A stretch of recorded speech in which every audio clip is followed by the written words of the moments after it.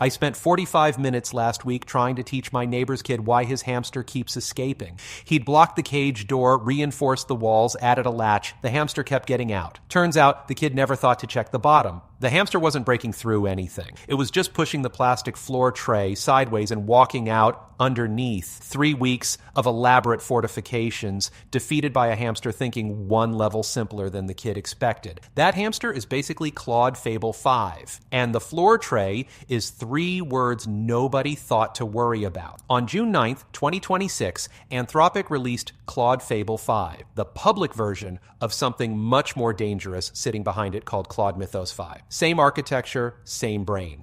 The difference is that Fable has safety classifiers bolted on, routing sensitive requests to an older, more cautious model called Opus 4.8. Mythos runs without those restrictions, available only to approved organizations. Here's what made Mythos terrifying in the best possible way. During pre-release testing, it autonomously discovered thousands of previously unknown zero-day vulnerabilities across every major operating system and every major web browser. It reproduced and exploited those vulnerabilities on the first attempt in over 83% of cases. Previous AI models had managed basic crashes in maybe 150 cases. Full control flow hijack, meaning actually taking over a system. 0 times ever. Mythos achieved full control flow hijack on 10 separate fully patched targets. The oldest bug it found had been hiding for 27 years in OpenBSD, an operating system literally famous for being secure. So Anthropic had built a monkey that could find every hidden banana in the jungle. Bananas nobody knew existed. Bananas that had been sitting there since 1999. 96 hours. That's how long Fable 5 survived in the wild before it was blocked worldwide. The vulnerability that brought it down was almost embarrassingly simple. When researchers asked Fable to review the code for security issues, the model refused. Guardrails held. Safety classifiers kicked in. Good monkey, stay in your cage. But when researchers asked Fable to fix this code,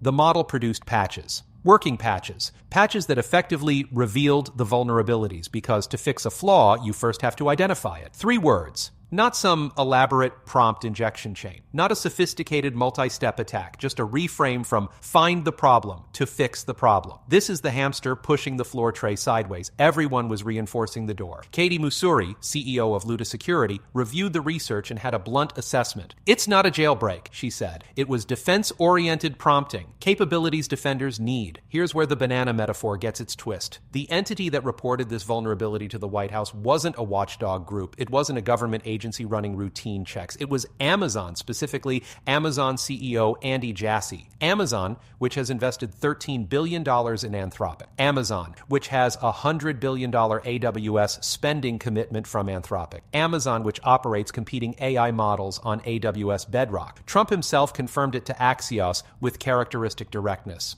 Actually, it was a competitor and a part owner that turned Anthropic in. They didn't like what they were doing, so the monkey that owned part of the banana farm called the zookeeper to report that the other monkey was too good at finding bananas, and the zookeeper didn't ask follow-up questions. Commerce Secretary Howard Lutnick issued the shutdown order on the evening of June 12th, giving Anthropic a 90-minute compliance window. Not 90 days, 90 minutes. Anthropic disabled both models worldwide because it couldn't filter foreign users in real time. Stripe had a large Ruby code-based migration paused mid-project. Mozilla's workflows froze. Amazon's own Bedrock customers lost access to the models Amazon had helped kill. This didn't start in June. Rewind to January 2026. The Department of Defense had been demanding broader access to Anthropic's systems. Negotiations collapsed over a single clause. The Pentagon wanted language authorizing Claude for any lawful use, which would have opened the door to domestic mass surveillance and fully autonomous weapon systems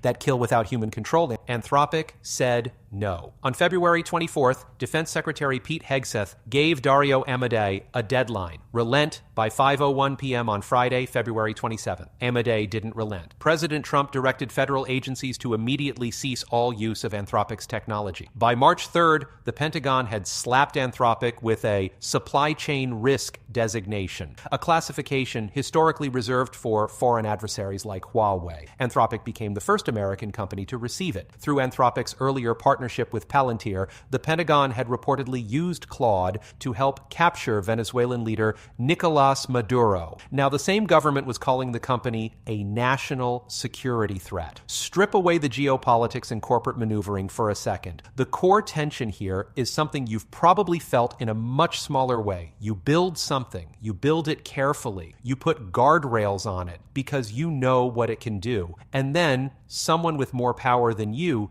decides those guardrails aren't the right shape or aren't enough, or says the fact that the guardrails can be sidestepped means the thing itself is the problem. Meanwhile, competitors with the same capabilities face zero scrutiny. Ex-Facebook security head Alex Stamos pointed out that GPT 5.5, Kimi 2.7, Opus, and Sonnet all have the same flaw-finding capability. Over 100 cybersecurity executives and researchers signed an open letter urging the U.S. to lift the ban, arguing it weakened American defense. The letter singled out OpenAI's Daybreak model for doing exactly the same type of vulnerability discovery with no consequences. If every monkey can find bananas, why is only one monkey in trouble? Buried on some deep page of a 319-page system card, Anthropic had disclosed another feature. Fable 5 would silently downgrade its own responses when it detected requests related to frontier AI development, pre-training pipelines, distributed training infrastructure, ML accelerator design. The model wouldn't tell you it was doing this.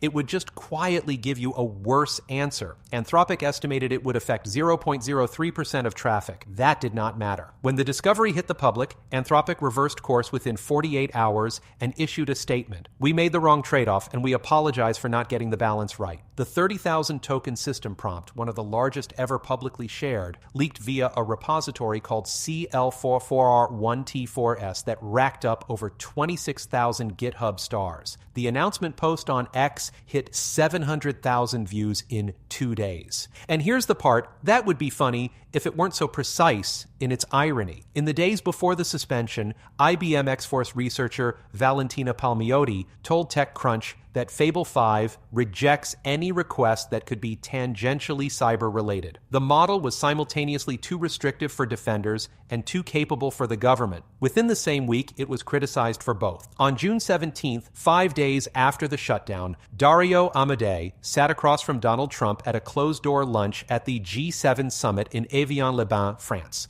It was their first face-to-face interaction since the supply chain risk designation. 2 days later, Trump told Axios that Anthropic is no longer a threat and that the company had behaved very responsibly. French President Macron warned at the same summit that nobody will buy American AI if they fear it can be switched off at any moment. Canadian Prime Minister Mark Carney said the restrictions highlight a need to build out and diversify. The episode has reignited calls for sovereign AI across Europe. The export control directive has not been rescinded. Foreign access to Fable 5 and Mythos 5 still depends on formal U.S. approval. G7 leaders discussed a trusted partners framework, but the terms remain undefined. Meanwhile, Anthropic confidentially filed its S-1 with the SEC on June 1st, targeting an October 2026 NASDAQ listing with Goldman Sachs, JP Morgan, and Morgan Stanley as lead underwriters. The offering is expected to raise more than $60 billion, which would make it the largest technology IPO since Facebook in 2012. Anthropic's annual recurring revenue hit roughly $47 billion in early June, up from $9 billion at the end of 2025. Its Series H1 closed at a $965 billion post-money valuation, eclipsing OpenAI for the first time. The monkey isn't dead. The monkey is about to go public. My neighbor's kid eventually figured out the hamster's floor tray trick. His solution wasn't to build a better cage. He just put a heavy book on top of the tray. The hamster, last I heard, is still in there, for now.